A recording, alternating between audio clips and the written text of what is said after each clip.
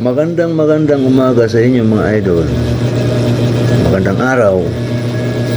So ito, nananawagan si Governor Chavit Singson na magmarcha as soon as possible daw papuntang Malacanang.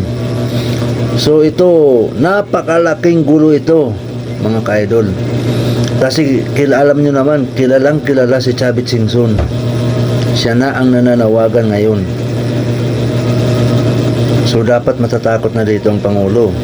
Kasi malaking gulo ito. Malaking marchahan ito papuntang Malacanang. Grabe itong rally na to. Ito panoorin yung mga idol. Oh. Ito. So mukhang tagilid ang Malacanang ngayon mga idol.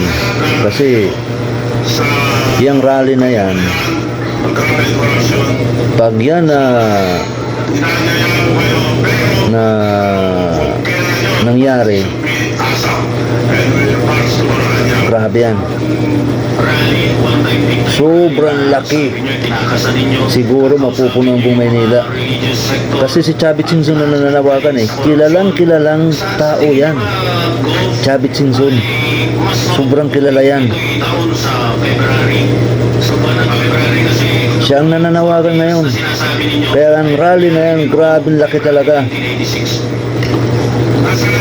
Kahit saan pa yan, sulok ng Pilipinas, pag si Chavit ang nananawagan, kilalang tao yan veteranong politician yan.